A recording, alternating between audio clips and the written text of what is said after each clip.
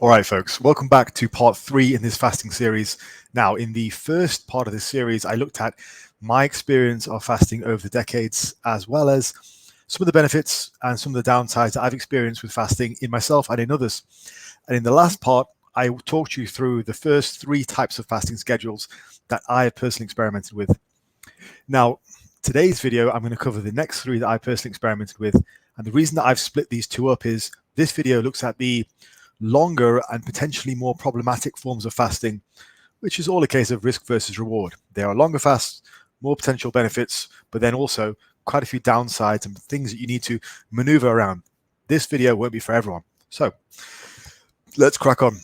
Now, firstly, thanks for making it onto my channel. If you have any questions or comments, pop them down below. And if you'd like to work with me on your own strength and physique goals, there's a link in the description. Get in touch. Let's talk.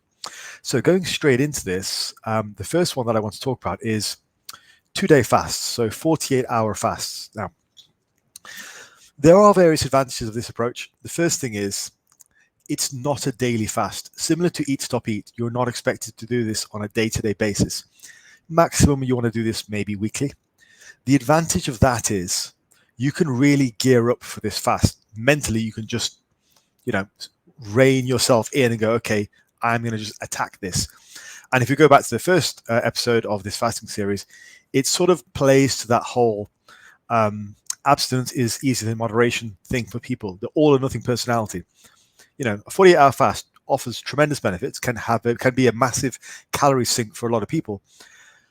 And psychologically, it might suit people who are, look, I'm just going to go to war for 2 days. It's the same personality that often lands people into trouble with their body fat. They can use that and leverage that with longer fasts. Okay, I'm just going to tax this. Go all out. Do a 48-hour fast. That's, 2 days out of 7, they've not eaten anything. They've created a huge calorie sink. For the rest of the 5 days, they can eat relatively normally, and they can still be down on body weight by the end of the week. Now, the cool thing about this is, because it's so infrequent, you can utilize all the tips and tricks. Caffeine, as long as, again, with all of this stuff, get your doctor's approval, particularly in this video, you can utilize caffeine to really power your way through your fast. You can utilize melatonin to make sure you sleep all right, magnesium to keep you calm. And with this fast, the first of these fasts I discussed in this series, this is the first one where you really need to seriously consider sodium, potassium, and your electrolytes. In a 16-8 fast, a regular lean gains type of approach, sodium, potassium, electrolytes are as important as they always are, as they would be if you were eating a regular schedule. But in a 48-hour fast, it's the first time where I feel you really need to pay close attention to electrolytes above and beyond what you might normally do on a regular eating schedule of 3 to 4 meals a day. Here is the first time where you really will suffer some electrolyte deficiencies if you don't pay attention. And the common signs are very similar to the keto flu. If you guys have ever gone into ketosis where you get a headache, you feel a bit tired, you feel a bit woozy, all that kind of stuff really is a signal for a lack of electrolytes, which then translates into a lack of hydration. That's a separate video I'm going to make at some point, which is the idea of that hydration is actually a component, is born out of not only water, liquid, but also sodium, potassium, and electrolytes in general. So you will get dehydrated, even if you're drinking lots of water, if you're not keeping up with your electrolyte intake. And because you're not eating anything, your electrolytes will plummet fast. So you'll need to replenish those. Now that sort of goes beyond the scope of this video, but it's something that I will cover if you want me to, and some general recommendations for electrolytes. But that's that kind of really particular stuff where you really want to talk this over with your doctor, make sure you're healthy before you try it, because these fasts listed in this video can be potentially problematic for people in the short term if they don't pay attention. So this is the first time where electrolytes really, really, really matter. All right. But it has some advantages. It really plays into that all or nothing personality. You can create a massive sink of calories in just 2 days. Even if you eat normally for the next 5 days, you're good. The other sort of downside with this is you would be hard pressed to make me a convincing argument to tell me you're not going to lose muscle on a 2-day fast. Now, I'm not going to say that's going to mean you'll lose muscle full stop, like throughout the whole week, because you can train, regain muscle and all that kind of stuff. But I think without fuel nutrients coming in, you are going to lose muscle during the course of 48 hours. You might be able to regain that over the course of the next 5 days, but we can't realistically make an argument to say we're protected. Like, we're not. If you break down muscle tissue in the gym, if your muscles are repairing continuously as they always do, and you don't have any nutrients coming in, I don't care what Dr. Fung says. You can't give me an argument to tell me that you're not going to lose muscle. You absolutely are. Now, that becomes a lot less problematic the fatter you are.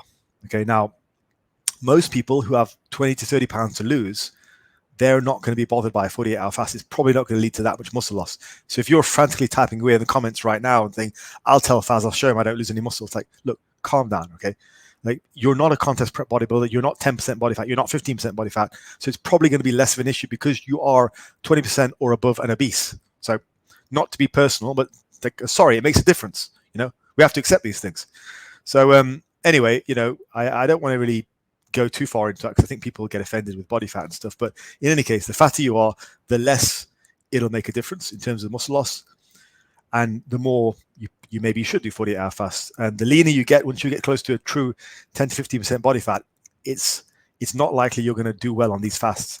Even I think it was Alex from Alpha Destiny. He started off doing 48-hour fasts on his cut recently, and in the end he dropped them because once you get that lean, you can't sustain it. It feels horrible. You need the food coming in. You don't have the resources on your body to power through a day. You will need to eat. So this kind of thing, it's not for the very, very lean. This is not something that I could realistically do now and enjoy. Daily fasting is fine. 1 or 2 24-hour fasts is fine. Getting into a 48-hour fast at my body fat now, I'm not really sure it would work well for me. But I have done them in the past and they were very good. Okay, next, alternate day fasting. This is a very brutal form of fasting. So this is fasting where you fast for an entire day and then you eat normally the day after. It's usually referred to as 36-12, but there's room for a bit of variation there. But essentially, one whole day, you just don't eat. So that is no breakfast, no evening meal. That entire day that you're awake, you don't touch any food whatsoever. So it becomes a 36-hour fast because it's bookended by sleep on both ends. So it's not 24-24. It's bookended by sleep. So it's more like 36-12 or like, I don't know, 34-16, something like that. I did a lot of this in 2017. At the time, I was carrying a bit more body fat. It was leading into summer, and I really wanted to drop body fat quickly. So I did that, possibly 25 or so percent body fat, got right down to about 15, and then it really went quite south. I had to drop it because it was just too stressful. Experiencing your first night going completely all day without food, so completely going a day without food, it is unusual. Some people will find that psychologically quite difficult. Some people won't like the idea of going to bed on a Monday night having ate nothing the entire day. It depends on how you can cope with that psychologically. If physically you're okay, psychologically it'll be something you need to deal with, I guess. For most people, it'll be unusual, at least, because we're used to eating something at least every day. After a while, though, you do get into a good rhythm. And like with all fasting approaches, your appetite ends up getting very low. Your appetite control ends up being very good. So it's a decent approach, particularly if you've got more fat on you. Muscle loss does become problematic with this approach, though, I think. And as with the last approach, there are two schools of thought. Some people are adamant that you can't lose muscle on long fasts. I just don't think realistically that's likely to happen. I mean, you can say what you like about growth hormone and all that stuff, but growth hormone isn't magic. And if you have no proteins coming in, dietary proteins coming in, how do you repair protein in your body? It just doesn't really make sense. Again, the fatter you are, the less likely you are to suffer muscle loss because you do have a lot of fuel on you, but there's still probably going to be some. So I think I imagine people in the comments will have a lot to say about this because I think some people love fasting so much that they want to defend it at all costs. But we can't lose rationality in the face of emotion when we're dealing with these things. We're dealing with anything in life. So I think the fatter you are, the less likely there is to be an impact. This type of fasting can really be abused when you're overweight. Like if you are walking around and you're 20, 30, 40 pounds overweight, and if you're a 5'10", 5'11" guy and you weigh 220, then like you probably are more like 30 to 40 pounds overweight, relative to a lean body weight. So this can be abused a lot when you're overweight. Just willpower your way through the first week or two and it gets easier. You'd be surprised. Again, you can use all the tactics, abuse caffeine, all that kind of stuff, as long as it's medically safe to do so. And you can get some excellent results. And before you know it, your appetite's down, your appetite control is up, and you're flying. It's a good approach if you can stand the first couple of weeks. Now, the final thing is, it's more of a feat of strength in a sense. I did a 5-day fast in January 2021, I think it was. It was fine. At the time, I was very used to fasting. Through most of the later stages of 2020, I fasted a lot because I didn't have access to the gym due to certain world events. So I thought, let's just do a lot of fasting, and I trained at home. There was no realistic way to gain a lot of muscle tissue, so I thought I may as well make use of my time positively. So I did a lot of fasting, and then in January, because I was so used to fasting, I thought I'm going to try a 5-day fast. I thought, let's give it a go. So I had initially wanted to do a 3-day fast because the previous record for me was a 2-day fast, 48-hour fast. So I went into this 5-day fast thinking I'm going to fast for 3 days. As usual, I start fasting Sunday night. Got to Monday night, that was easy because I was used to 24-hour fast. Tuesday was also quite easy. Probably Tuesday night was where it started to get psychologically quite difficult because, well, I got to eat on Wednesday. So psychologically, the expectation of food caused me to be more hungry. And I think some of you guys will experience that. By the third day, by Wednesday rolled around, I actually realized I wasn't that hungry. And I thought, what the hell, just should diet on Friday. So I also dieted Thursday as well. Ended up breaking a fast on Friday, mainly because it was the weekend and I thought I'd quite like to eat this weekend. So I broke the fast Friday. Nothing unpleasant happened. I was still keeping up with my electrolytes and everything.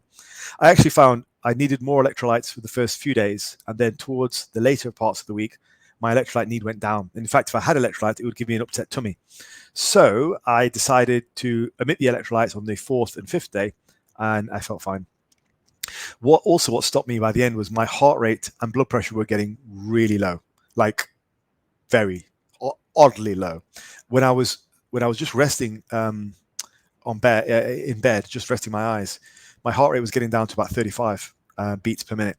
So it's like, that's very low. It's like a beat every couple of seconds. It was like beat. I was like, beat. Am I dying? I was fine, but my heart rate was really, really low when I was resting. So, and my blood pressure was getting very low too. So I just thought some things are a little bit weird. I'll probably just end it. And again, I wanted to eat on the weekend. So that was my 5-day fast. Yeah, wouldn't recommend it. I think it's more of a sort of a feat of strength. All I will say though is my blood work at the end of this period, I took some blood work in February 2021 was excellent. I was doing a lot of fasting and a lot of keto diets, and blood work was fantastic. So what can you say? Not something I would recommend, but there you go. I thought I'd give you my full experience on that. Okay, now I think I'm going to follow this up with possibly one more video with some Q&As about fasting. So there were some good questions relating to fasting in the comments already. So I think I might collate those and do a Q&A to wrap that up. Somebody mentioned something about blood sugar, and I think that's a point which is worth discussing because people tend to freak out about that a lot. So I want to address that and tell you guys whether that's a big problem or not. Okay, folks, I'm going to call it there, but speak to you guys soon, and all the